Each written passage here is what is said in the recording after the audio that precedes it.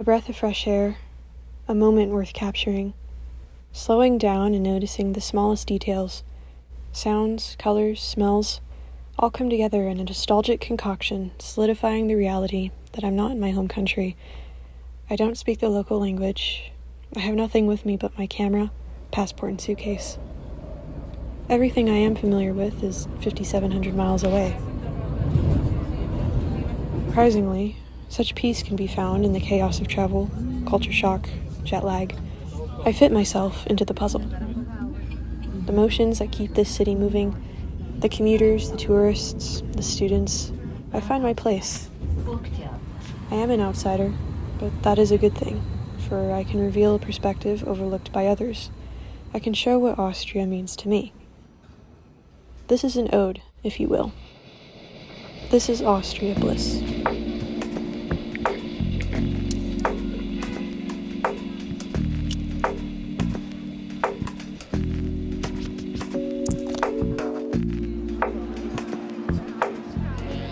Spending 2 weeks in Austria is not enough time. It isn't enough time for most things that require a focus on detail and thorough appreciation, but I got 2 weeks, so I savored them as if they were my last. Coming to this country, I had no idea what story I would tell. I just knew I wanted to tell one. My thoughts, after 4 months, are finally organized enough to express to you the moments in Vienna which I took away as memories. Mulling over footage, reflecting on my short time there. Out of anything I could have filmed, I found myself attracted to the birds of Vienna. An afterthought for some, trouble for others, but without them, there would be little connection to nature within the city. Children laugh while chasing them, elders find solace in feeding them. Without a pigeon or a gull roaming the streets or perched upon the head of a statue, there's little to appreciate when not focused on the grand churches and small coffee shops we've built to satisfy our interest gamut. They complete part of the puzzle. Perhaps that's why I resonate with them. They've found their place.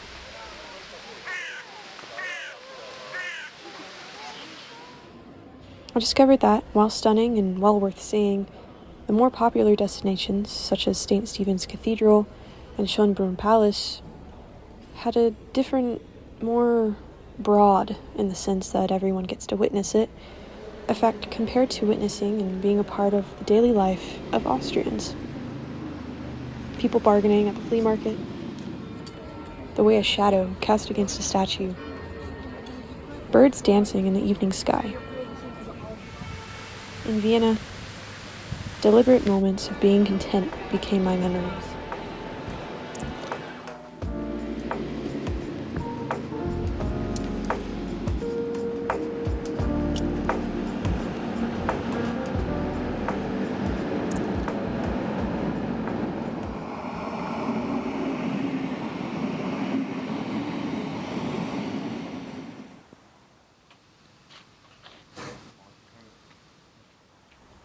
Beyond the bustle of Vienna, Hallstatt was truly a gem. However, I only got to spend one afternoon in this stunning town hidden away from the grind of everyday life. Possibly my favorite town I visited, I still find myself daydreaming about it, wanting to return once more. The stark contrast in nature versus Vienna's complex and ever-moving infrastructure of buildings, the metro, people, and responsibilities seemed to melt away. My own personal struggles and tribulations dissipated.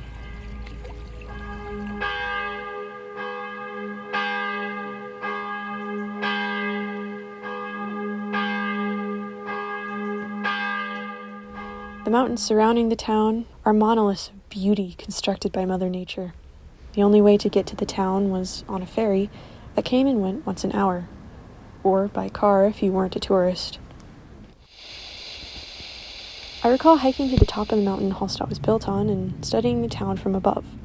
The smell of fall, a chirp of a bird, the rustle of fallen leaves. Not a single person was nearby, and only the occasional quack from the geese in the lake interrupted the solitude I was faced with. Though my time in Hallstatt was short-lived, I saw a glimmer of what life was truly supposed to be. Nature, community, calm. I was able to take a still moment of peace away from Hallstatt, which is the best souvenir I could ask for. 2 days spent in Salzburg, my final stop, Home of Mozart, film location for Sound of Music, and a stunning alpine backdrop, which is probably the most breathtaking I have yet to see. My understanding of Salzburg was far different than that of a local taking their regular commute to work or school. The things right in front of me were impressive, but the things unseen by others, hiding in plain sight, is what made Salzburg memorable. The expanse of scenery.